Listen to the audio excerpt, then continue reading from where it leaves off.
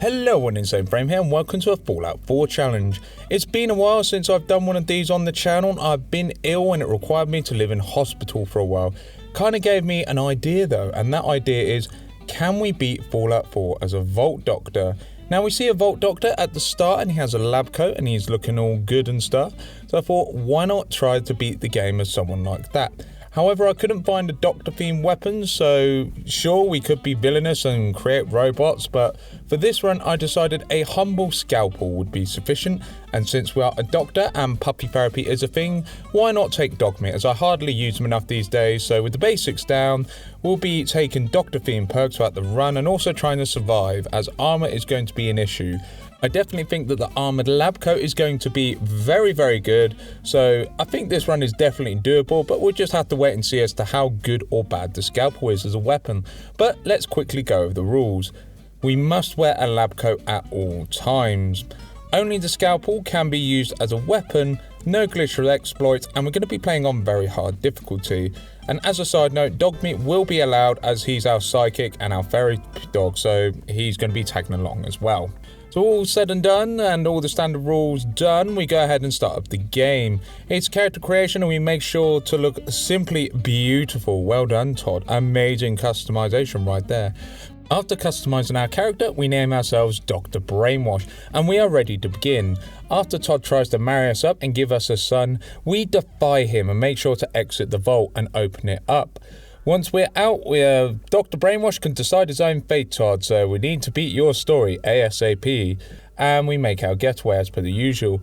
We go home, hiding from Codsworth, and go to a cellar nearby. However, once we loot some gold bars and manage to loot the comic, we also have some beer and take a stat hit to also use the special book. We use the special book and we gain +1 intelligence, making 11 intelligence total. Let's go to see Trash Can Carla, and she has the Ushanka hat, I believe it's pronounced, and a lab coat, giving us a wonderful +3 intelligence. So we have a total of 14 intelligence right off the bat, a very good start for us, and the gold parts came in handy to give us some spare caps. Now that we have a few things in place, we get our first essential thing this run, our assistant dog meat. Always good to see you, dog meat. It is absolutely lovely having you around, especially in this run. As we travel, we do level up from experience and we managed to get some useful items here. But for our level up, we decide to go for swing for the fences, so we do 20% more damage with our scalpel. An excellent choice for us early on. After making friends with a random fisherman who seems, quite interesting as a guy in the middle of nowhere, I guess, we go swimming to try and find a scalpel. After we go to Covenant and it fails, we have to find one in stock, and we go to Bunker Hill. Trash Can Carla has exactly what we are looking for, so now we can perform surgery on anyone who needs it, and the raiders need some interesting surgery, to put it mildly. We then decide to head back to the Red Rocket truck stop and make our scalpel into a weapon. When we do, we also take the gold bars from the cellar earlier and make it into a golden scalpel, as that is the Dr. Brainwash way. Simply devilishly excellent and devilishly evil, might I add. We journey onwards to the Old North Church, an unusual time for us to visit this place, but they have the next thing which we need, and we test our scalpel, and boy does it do damage. And well, this is going to be a fun toy to use, so we're in a pretty sweet spot. Anyway, we meet the railroad and we are an idiot. We really don't know anything, so Desdemona quickly catches on and we are the fool. Apart from we're not, and Deacon offers us up an extra mission and we decide to go with him and locate the old railroad base. We decide to go ahead and meet with him and we get 2 levels. We decide to get our first perk, which is Medic, allowing us to heal more effectively with healing items, including Radaway. Always a very good perk to get. And the second perk we decide to get is Nerd Rage. So when we dip to low health, everything slows down and we get +20 damage resistance while also dealing 20% more damage. Really putting our damage through the roof, and it's going to come in clutch this run. We decide to go and meet Ricky, and he says the Institute is rife with troops and minefields, or chrome domes as he puts it. We go and talk to Deacon and we go ahead and go to the service tunnel. Well, as we go through the tunnels, we use Deacon and Dogmeat to take care of the first lot of simps as they attack us. We are simply too low level, so we hide as their damage is just ridiculous. They really do hit hard and fast, however after a few minutes they manage to whittle them down so we can take them out. The second group actually gets injured from a hacked turret, allowing us to do the same thing again, but this time we proc Nerd Rage. Time slows down, allowing us to take all 3 of them out, since the scalpel is a very fast melee weapon and this thing is unassuming yet deadly, the type of weapon any villain would love. As we go through more of the base, we deal with more simps and we even find a covert ops manual, so when we sneak we are that little bit harder to see. A very nice little treat here if I say so myself. We get Dogmeat and Deacon dealing with 3 simps outside the objective, and they eventually manage to kill them, so I suppose we are good, and as a doctor I will say this is not recommended, as taking an enemy gunfight is dangerous as hell. But once all is said and done and the enemy are lying in a wreckage of fiery ash, we decide to go ahead and grab a hazmat suit. A doctor's apparatus if you will, and we also decide to go ahead and grab the Carrington prototype, as this is what we came for. When we get back, Desdemona is talking to Deacon. We answer them honestly, allowing us to join the railroad as Professor. Kind of would have preferred Doctor, Dr Brainwash and all that, but I guess Dr Carrington is already here, so Professor will have to do. After all that, we level up and I decide as a doctor to get Life Giver, getting us plus 20 health. It seems appropriate to get this as we are a doctor, so all is well. We decide to make our way to the Boston Library and we go ahead and get the Intelligence Bobblehead. So we are now rocking a base intelligence of 12 and with our clothing, 15. So we are going to get experience coming our way by the truckload. We also level up and we decide to get plus 1 charisma to go after Lone Wanderer, as we need to carry medical supplies around with our therapy doggo. We managed to pick up a quest to save a H222. We see Doctor as we are pretty good. Once we manage to take out a few raiders, we are doing excellent as we cut them up and they take more punishment and we make it out no problem. All of our work is said and done and we hand in our quest, and Tom wants us to set up his Miller devices so we can farm some experience here, so we get to it. We level up and we decide to get Big Leagues rank 2, increasing our melee damage by 40%. Good thing because we already got a good weapon, making this a great perk for a great doctor. We get the Miller and decide to take out a few raiders without the proper permits, but their operation is a success as they hit the ground as they should. This means you do not mess with Dr Brainwash raiders because we are simply too intelligent for them. But we do need to get our feet wet, so once the surgery is complete with everyone, we sell up the Miller and then go back to Tom, who gives us another, clearly taking inspiration from Preston there, Tom. But we decide to talk to Pam about getting pre-war catches, so we head off and try and get some ballistic weave. We hit level 8 from the quest and we go for Life Giver rank 2, improving our health by a total of 40 thanks to the previous rank as well. This perk is always good if you need a little bit of extra HP. Anyway, we go ahead and explore a little and go to the roof, and when we get to the roof we find an old safe house with various pieces. We then report back to Pam and she is happy with us, but it gets us a lot of XP as well, so we level up yet again. As for our level up, I decide to go for plus 1 charisma to unlock the Lone Wanderer perk. I decide to go to the Lincoln supermarket and kill some ghouls for some extra XP. We've got a lot of intelligence and our scalpel carves through them like butter, so we go ahead and we kill enough of them and then we manage to get our level up. I decide to get Lone Wanderer, which lets us take 15% less damage and carry more supplies, so we are pretty good now.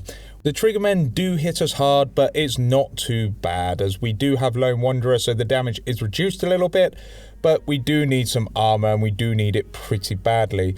Speaking of which though, after we kill a few triggermen, we hit level 11. We're yelling them level ups, people, and this time we decide to go for armor rank 1, as this will come in handy in a little while. Speaking of which, we need to save Nick, so we go ahead and get Dino and he just gets stun locked, allowing us to get the password. So we spring Nick free and we're all good. We go through dealing with all the triggermen, beating them one after another, not really having any trouble now. However, when we get to Skinny, we have a little trouble. But Nerd Rage procs and we just swish through all the triggermen without any trouble at all. And then we just swipe at Skinny and it's just no longer a problem now. It's fantastic as they just fall. However, when we do get out and we face more ghouls, we level up again. This time we decide to level up, and it's kind of a boring one as I just go for +1 endurance, so we can eventually get to adamantium skeleton. Sort of like a Frankenstein or Wolverine, I guess you can think of it. Anywho, we go to see Nick Valentine, and he says that we need to go to Kellogg's house. An interesting specimen, I must say, but we go to the mayor and pickpocket the keys out of his pocket, allowing us to get into Kellogg's house. We then decide to go after Kellogg, so we make our way to Fort Hagen. Once you've played this game enough times, you know where it is, so we just go there directly and we bust on in, no problem. But before we face Kellogg, I'd really like to be prepared, and we don't have any armor, and this is a problem. However, I was speaking to my friend VNG Gaming, and he said if you want to gain loads of experience, go to the National Guard office as there's lots of ghouls there. So sure enough, I followed his advice and we start killing more ghouls, and before long, we hit level 13, so thanks buddy, that was really cool of you. We use that point to get into Armourer rank 2, allowing us to use ballistic weave on our suit to a stronger degree. So we head over to the Red Rocket truck stop and do exactly that. We now have 65 defense and energy defense. We are completely set. But before we do anything else, we also get a new haircut. We get a mohawk and pull on some glasses. Now we look like a villain from the Unstoppables. So as well with Dr Brainwash. We make our way to Fort Hagen, and the simps and many of the automated defences give us a good ass kicking. We go through, we make a lot of the enemies pay their medical bills with their lives, and we show them what happens when they mess with someone who can tussle with the Unstoppables. It's simply maddening for them, they cannot hurt us. Anyway, we decide to take out Kellogg's bodyguards like the simps they are, and we run away. Any villain knows it's easier to face another one-on-one.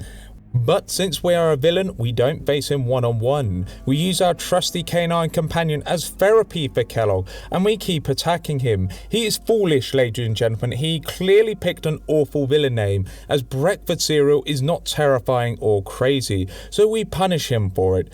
Once he's dead and he's on the floor, we decide to perform actual surgery on him in the armory. We've removed all the valuable objects we need from him and surgically removed his organs. Now he's dead and shall forever be locked in the armory that we also looted. Goodbye, Kellogg, and don't worry, we'll show the Commonwealth what a true villain really is. You'll be imprisoned in your own armory in the meantime. We use his password, access his terminal for all the information, and once that's all tied over, we go outside and an airship tries to pursue us, so we run to the nearest city and meet up with our makeshift contact. Nick decides we should go to the memory den, and they hear of our exploits, so we decide to meet Nick there. As we arrive in town, a neighbour decides to threaten us, and we tell them to back off. They don't listen, so they get many thrusts with our scalpel, and then we send a message to the people in this area as we put his face in the cooker to let everyone know we don't stand for this sort of behaviour towards us, and it will be better to have some Yorkshire tea instead. Anyway, we go to the memory den and we see Dr. Amari, and she speaks sense, unlike most around here. As we watch the memories, of course it gives us all the information we need. As you mentioned, Brian Virgil, and he's in a remote location known as the Glowing Sea. I must say, we need to kind of go get him, so he's far more capable than Kellogg at the very least. Making contact with him must be a priority. Anyway, when we're out of the memory sequence, it's refreshing to speak to an intellectual like Dr. Amari. We bid her farewell after discussing our findings, and she's okay in our books. We also level up and we decide to grab ourselves +1 endurance so we can take more hits. Always a good thing in these sorts of playthroughs. We make our way to the Glowing Sea, and it's exactly what you would expect, a big puddle of goo. We see some interesting specimens, however, a rad scorpion. We could use these for a plan in future, but first we need to establish our cornerstone for the Commonwealth. We meet some Child of Atoms and they aren't really helping us, so we play hardball. They don't agree, so they have to meet their end, and we have a few new toys, some gamma guns. This might be fun to use on the Unstoppables, but we push on. We're outside Virgil's cave and we decide to quickly sneak on in. As we go in, we meet Virgil, and he is a big super mutant. However, we reason with him and he decides that we need to kill a Corsair, so we need to go on and head over to Green Tech Genetics. Sure enough, we arrive at Green Tech Genetics, and as we see the building, we go on in. We go through and we do it first try, as our armoured lab coat is amazing, and we do lots of stabby into lots and lots of gunners' faces. Clearly they haven't heard of a decent henchman, but we show them by example and carve through the lot slaughter them with our golden scalpel. We have to do this in style after all, and so they are all falling like flies.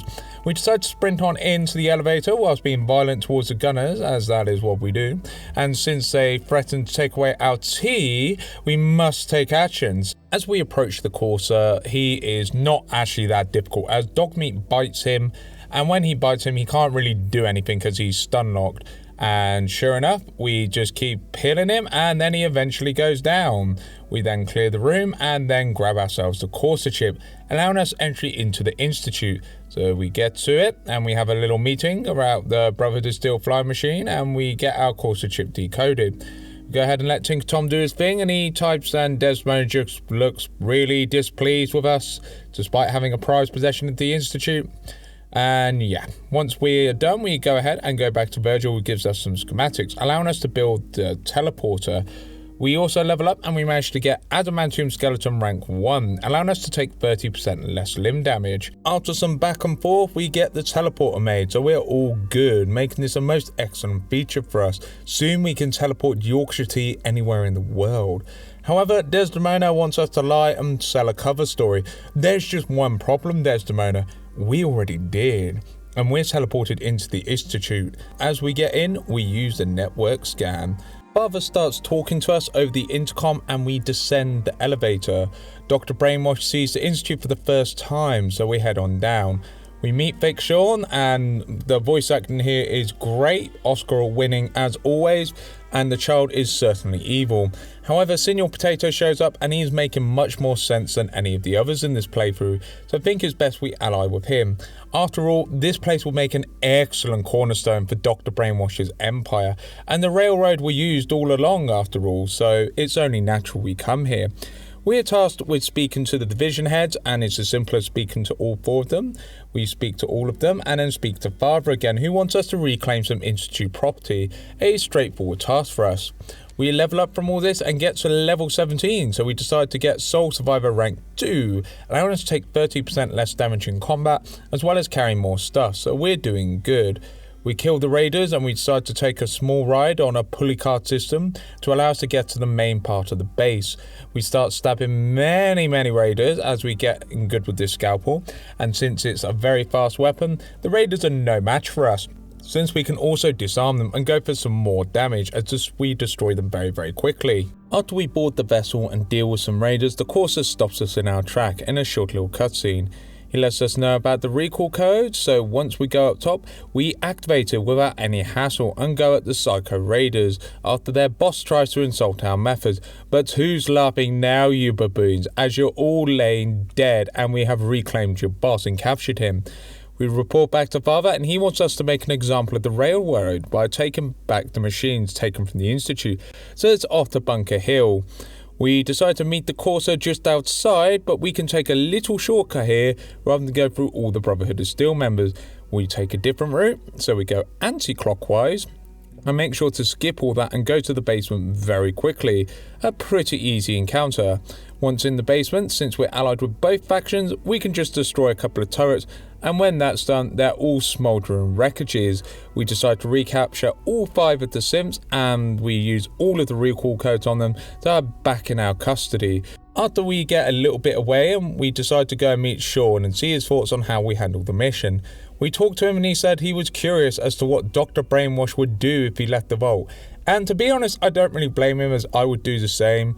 We also talk more, and Sean seems to be very impressed with our current progress in the Institute. We share the same alignment as we are both in agreement with Bing. Gotta say, this is amazing to hear, so we are invited to the next Directorate meeting. As we are invited, we level up, so we decide to go for Medic rank 2, allowing us to use Stimpaks for 60% of our health, and Radaway being that much more effective as well. A solid perk, and one I never pick enough in these playthroughs. I feel as if it saves a lot on Stimpaks. We then decide to attend the meeting and we go ahead and get some information. The Institute wish to get a nuclear reactor online. This is excellent news for us. And we also hear Father is dying, so our arrival couldn't have been better as we are his successor.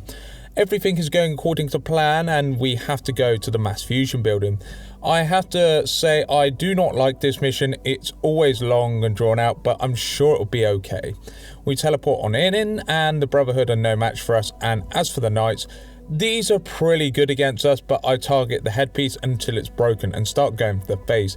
It seems to work fairly well, and when the initial forces are done, we go straight to the lift. After all that combat, we level up, so we get Adamantium Skeleton rank 2, so our limb damage is reduced by 60%. It's very difficult to cripple our limbs now, and this is fantastic for us, as we're still human but with the benefits of being as durable as Wolverine or the Terminator. We cut back to the lift, descending, and we just hide behind the side of the lift so we can break line of sight for the most part. The lift is then destroyed and sabotaged, and we go ahead and start our surgery on the Brotherhood of Steel members. We slice them up, and they don't really do anything bad to us, as Medic saves us from getting low on health, Nerd Rage allows us to do so much more damage against the enemy, and our Scalpel is doing work. So once all is said and done, after a few rounds of surgery, the Brotherhood can't take it anymore, and we repair the lift so we can go further down. Their friends get in the way of our empire being created, so we just mess them up and show them what happens when the Doctor is in, and you disappoint him when you fail. They hit the ground, and we go down a second lift and get to the reactor, and sure enough, we get the beryllium agitator. Now comes the hard part as the robots all start filing in. We have a sentry bot, 2 Assaultrons present, one after the other, as well as a couple of Protectrons. The sentry bot isn't too bad, as we use some chems to slow down time and get enough damage resistance to deal enough damage to it, making it a costly but very straightforward fight. The Assaultrons are much easier, as we dance around them and just wait for them and their melee animation. This gives us an opening so we can attack them and chip away at their health. Once the first one is down, the second one quickly follows, as our operation theatre is then closed, due to there being no more patients. Simply excellent, and this deserves a cup of tea. We hand the beryllium agitator to Dr. Ali Fillmore, and when we do, we are given a level up for completing the quest. We naturally go with Life Giver rank 3, so we have plus 20 health, and even some slow life regeneration going on with our health bar. As for our next mission, we go to Father. He decides to send us out to get a civilian to join us. It only means taking them out a patrol, and they're not too difficult, as we charge straight at them and take all of them out without a second thought. And then once they're all done, we then go inside the building, and all the dialogue options here are fine. Since there are no consequences for failing these speech checks, we just exhaust them all, and then a synth is teleported in the room. We decide that this man has wasted our time, so we do some more surgery. We grab him, we put him on a table, and then we start doing surgery on him, and we see that he is actually a very smart man, so he can join the Institute. Well done, Mr. Wallace. Father is pleased, and as a reward he has a special surprise for us. He lets us do our first evil villain speech, and as Dr. Brainwash, let's hope the Unstoppables hears this message. It is a classic Saturday morning cartoon villain speech, of course, and when we get to Diamond City, we then have to get the radio operator dealt with. So at least we can broadcast it for a few hours, and we also solve the trivial puzzle and then head on back.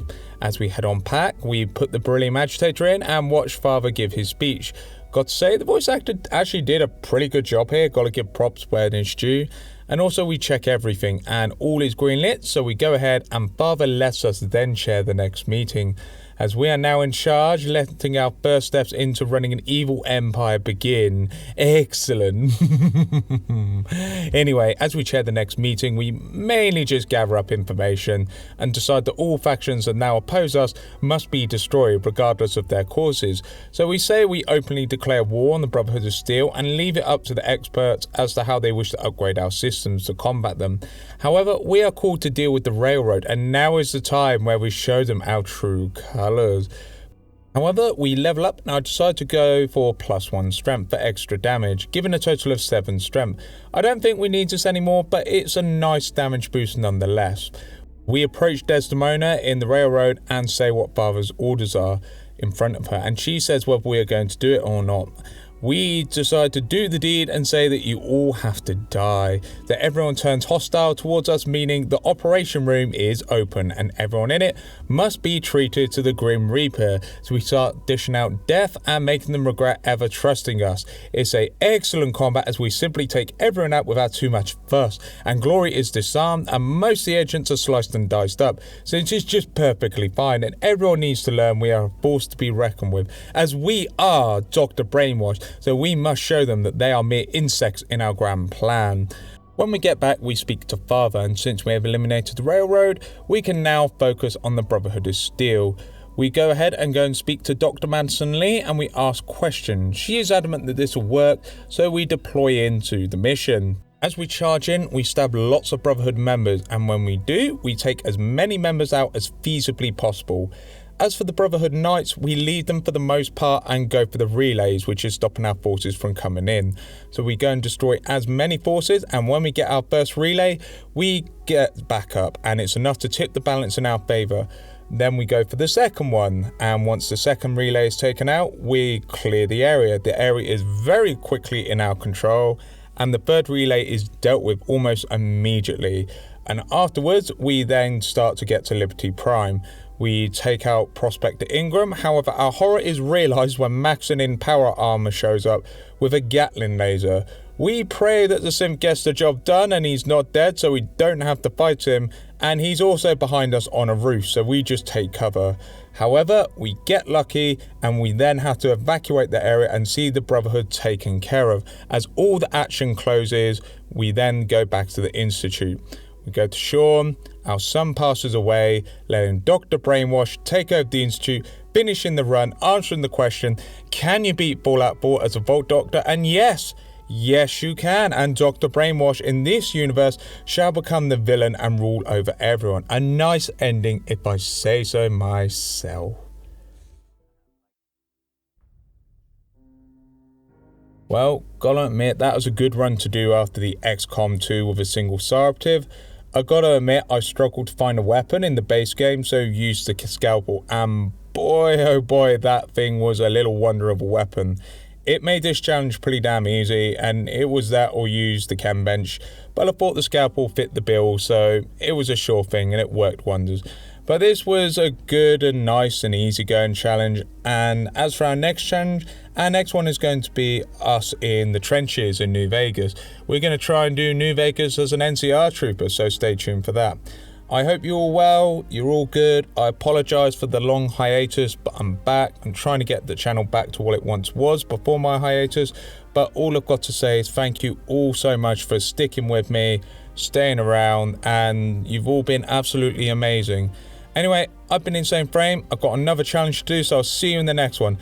Have a good day, everybody. This is Insane Frame, signing off.